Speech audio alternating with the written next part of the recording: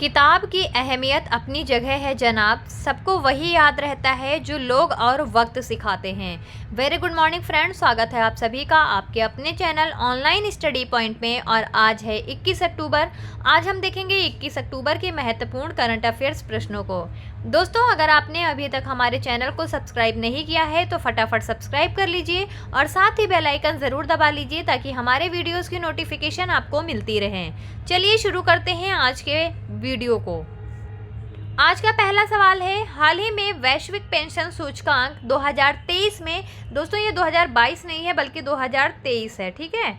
2023 में भारत कौन से स्थान पर रहा है? तो इसका सही जवाब है ऑप्शन सी, 45वें स्थान पर रहा है।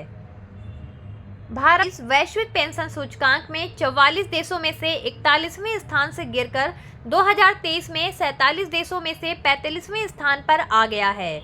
Mercer CFA institute global pension index सर्वेक्षण 2023 के अनुसार 2022 से भारत की सेवानिवृत्ति प्रणाली में कुछ हद तक सुधार हुआ है।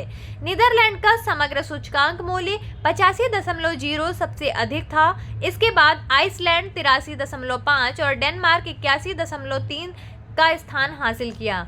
अर्जेंटीना का सूचकांक मूल्यांक सबसे कम था।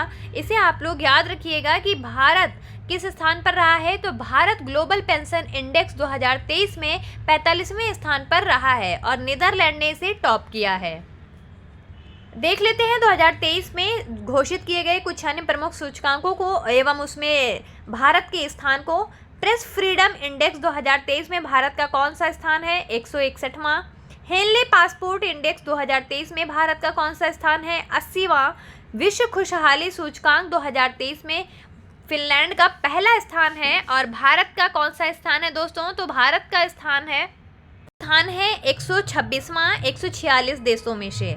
फिर नेक्स्ट है वैश्विक लैंगिक अंतर सूचकांक यानी ग्लोबल जेंडर गैप इंडेक्स 2023 में भारत का कौन सा स्थान है? तो ये भी है 127th यानी 127वां स्थान है 146 देशों में से। तो इन प्रमुख इंडेक्सेस को आप लोग याद रखिएगा और इसमें भारत की पोजीशन को भी याद रखिएगा, यहाँ से प्रश्न अक्सर बनते हैं एग्जाम में। नेक्स्ट है, हाल ही में एफपीआई के रूप में सेबी के साथ पंजीकृत होने वाला पहला रूसी बैंक कौन बन गया है? तो इसका सही जवाब है सबेर बैंक, ठीक है। नेशनल स्टॉक डिपॉजिटरी की वेबसाइट पर उपलब्ध आंकड़ों के अनुसार रूस का सबर बैंक विदेशी पोर्टफोलियो निवेशक के रूप में भारतीय बाजार नियामक के साथ पंजीकरण करने वाला पहला रूसी बैंक बन गया है। रूस का सबर बैंक एक सरकारी स्वामित्व वाला बैंक है जिसकी पहले से ही भारत में उपस्थिति है।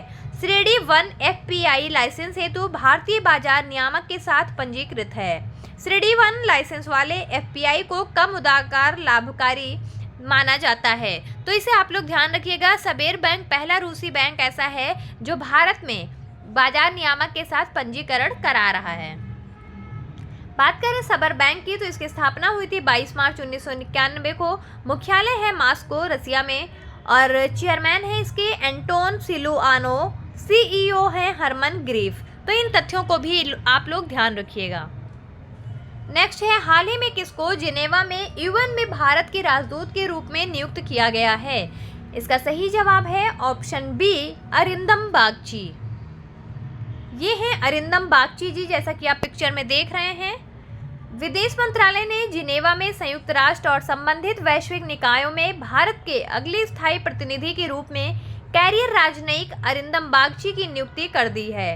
बागची जिनेवा में संयुक्त राष्ट्र में मौजूदा भारतीय दूत इंद्रमणि पांडे का स्थान लेंगे। वह 1955 बैच के भारतीय विदेश सेवा अधिकारी रहे हैं। उन्हें मार्च 2020 में विदेश मंत्रालय के प्रवक्ता का मुख्य प्रभार सौंपा गया था, उस समय जब दुनिया कोविड-19 महामारी का सामना कर रही थी। तो इसे आप लोग ध्यान रखिएगा। जिनेवा में स्थायी प्रतिनिधि के रूप में किसे नियुक्त किया गया है? अरिंदम बागची को। ये इंटरनेशनल करंट अफेयर्स के रूप में बहुत ही ज़्यादा महत्व रखता है। अगला सवाल है, यूके सरकार ने अपनी स्मार्ट डिस्ट्रिक्ट परियोजना के लिए किस भारतीय राज्य के साथ सहयोग किया है? तो इसका सही जवाब है ऑप्शन सी, तमिलनाडु राज्य ने।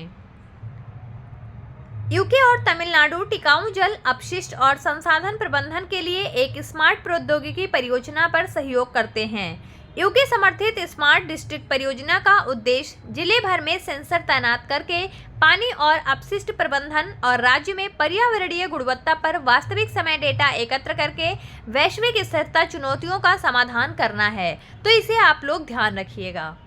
बात करें तमिलनाडु राज्य की, तो राजधानी है चेन्नई, मुख्यमंत्री हैं एम.के. स्टालिन, राज्यपाल हैं आर.एन. रवि, लोकसभा सीट है यहाँ से 39 और राज्यसभा सीट है 18। नेक्स्ट है, हाल ही में अंतर्राष्ट्रीय शेफ दिवस 2023 कब मनाया गया है? तो इसका सही जवाब है ऑप्शन डी, 20 अक्टूबर को। अंतर्राष्ट्रीय शेफ दिवस हर साल 20 अक्टूबर को मनाया जाता है। इस दिन को मनाए जाने का उद्देश्य महान पेशे का जश्न मनाना और सम्मान करना और दुनिया भर के लोगों को स्वस्थ खाने के बारे में शिक्षित करना है। इस वर्ष अंतर्राष्ट्रीय शेफ दिवस की थीम क्या थी? तो इसकी थीम थी ग्रोइंग ग्रेट शेफ्स रखा गया है। तो इसे आप लोग ध्यान रखिएगा। अक्टूबर माह में मनाए जाने वाले कुछ अन्य प्रमुख दिवसों को देख लेते हैं। 7 अक्टूबर को मनाया जाता है विश्व कपास दिवस, 8 अक्टूबर को मनाया जाता है वायुसेना दिवस, 9 अक्टूबर को मनाया जाता है विश्व डाक दिवस और 11 अक्टूबर को मनाया जाता है अंतर्राष्ट्रीय बालिका दिवस। इन महत्वपूर्ण दिवसों को आप उनकी थीम के साथ जरूर याद रखें, यहाँ से भी प्रश्न अक्सर बनते हैं। हाल ही में 2030 तक वैश्विक यात्रा पर सबसे बड़ा खर्च करने वाला चौथा देश कौन बन जाएगा? तो इसका सही जवाब है ऑप्शन ए, भारत देश। भारत 2030 तक यात्रा क्षेत्र में चौथा सबसे बड़ा वैश्विक खर्च करने वाला देश बनने की ओर अग्रसर है, जिसका कुल व्यय उल्लेखनीय रूप से बढ़कर $410 बिलियन होने की उम्मीद है। भारत का पर्यटन उद्योग में अभूतपूर्व उछाल आई है, खासकर वैश्विक महामारी के मद्देनजर, और देश 2030 तक यात्रा क्षेत्र में चौथा सबसे बड़ा वैश्विक खर्च करने वाला देश बनने जा रहा है। तो इसे आप लोग ध्यान रखिएगा, ये बहुत ही महत्वपूर्ण प्रश्न है। हाल ही में स्थिरता रिपोर्टिंग में योगदान के लिए किसको संयुक्त राष्ट्र पुरस्कार मिला है? दोस्तों ये बहुत ही ज़्यादा इंपॉर्टेंट क्वेश्चन है, इसे आप लोग ध्यान रखिएगा। इसका सही जवाब है option C, ICAI, the institute of chartered accounts of India. Institute of chartered accounts of India को सस्टेनेबिलिटी रिपोर्टिंग स्टैंडर्ड्स बोर्ड सहित अपनी शीर्ष रैंकिंग वाली स्थिरता पहलों के लिए प्रतिष्ठित संयुक्त राष्ट्र पुरस्कार मिला है। व्यापार और विकास पर संयुक्त राष्ट्र सम्मेलन ने स्थिरता रिपोर्टिंग में योगदान के लिए 8वें विश्व निवेश मंच के दौरान ICAI को सम्मानित किया है। तो इसे आप लोग याद रखिएगा, ये बेहद महत्वपूर्ण प्रश्न है। बात करें institute of chartered accountants of India यानी ICAI की, तो इसकी स्थापना हुई थी 1 जुलाई 1949 को। मुख्यालय है नई दिल्ली में। अध्यक्ष हैं अनिकेत सुनील तलाती और महासचिव हैं जय कुमार बत्रा। तो इन तथ्यों को भी आप लोग जरूर याद रखिएगा। हाल ही में कहाँ ग्लोबल विलेज सीजन 28 का आयोजन हुआ है? तो इसका सही जवाब है ऑप्शन बी, UAE में यानी यूनाइटेड अरब अमीराट्स में। दुबई के ग्लोबल विलेज प्रसिद्ध बहुसांस्कृतिक पारिवारिक गंतव्य जो संस्कृति, मनोरंजन, भोजन, खरीदारी और आकर्षण को एक साथ लाता है, ने आगंतुकों को अधिक अद्भुत दुनिया का वादा करते हुए अपने 28वें सीजन की शुरुआत की है। 9 मिलियन आगंतुकों को आकर्षित करने वाले रिकॉर्ड तोड़ 27वें सीजन के बाद ग्लोबल विलेज और भी अधिक व्यापक आकर्षणों के साथ लौट आया है। तो इसे आप लोग ध्यान रखिएगा, दुबई में ग्लोबल विलेज नाम से इसका आयोजन किया जा रहा है। हाल ही में किसने हार्टलैंड त्रिपुरा परियोजना का उद्घाटन किया है? तो इसका सही जवाब है ऑप्शन बी, राजीव चंद्रशेखर।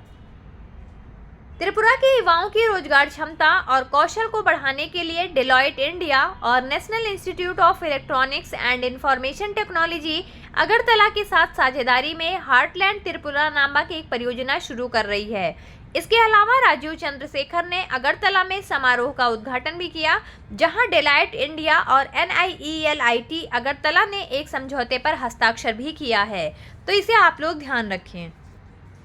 आज का आखिरी सवाल है, हाल ही में प्रेरक कार्यक्रम अ लाइफ ऑफ हैप्पीनेस का आयोजन कहाँ किया गया है? तो इसका सही जवाब है ऑप्शन सी, जम्मू कश्मीर में। उपराज्यपाल मनोज सिन्हा ने श्रीनगर में कश्मीर विश्वविद्यालय के इनर स्पेस सेंटर द्वारा आयोजित प्रेरक कार्यक्रम लाइफ ऑफ हैप्पीनेस को संबोधित किया है। उन्होंने कहा कि जब लोग अपनी रचनात्मकता, जुनून का पालन करते हैं और दूसरों के बजाय अपने जीवन के प्रभारी होते हैं तो एक पल 365 दिन 24x7 खुशी में बदल सकता है। तो इसे आप लोग ध्यान रखिएगा। और ये हैं जम्मू कश्मीर के उपराज्यपाल मनोज सिन्हा जी। अब देख लेते हैं 20 अक्टूबर के महत्वपूर्ण ऑलराउंडर रिवीजन को फटाफट। हाल ही में किसको त्रिपुरा का राज्यपाल नियुक्त किया गया है? इंद्रसेना रेड्डी नल्लू को। पंजाब सरकार ने राज्य को पूरी तरह से नशा मुक्त बनाने के लिए कौन सी पहल शुरू की है? Hope initiative. ओडिशा के नए राज्यपाल के रूप में किसे नियुक्त किया गया है? रघुबर दास को। हाल ही में कहां खेलो इंडिया स्टेट एक्सीलेंस सेंटर की स्थापना को मंजूरी मिली है? लेह में। भारत की पहले रीजनल रैपिड एक्स का उद्घाटन किसके द्वारा किया जाएगा? नरेंद्र मोदी के द्वारा। हाल ही में किसके द्वारा लिखी गई किताब रिवर्स स्विंग को पेट्रोलियम मंत्री हरदीप सिंह पुरी ने लॉन्च किया है? अशोक टंडन के द्वारा। हाल ही में कौन हुडको के अध्यक्ष एवं प्रबंध निदेशक बन गए हैं? संजय कुलश्रेष्ठ।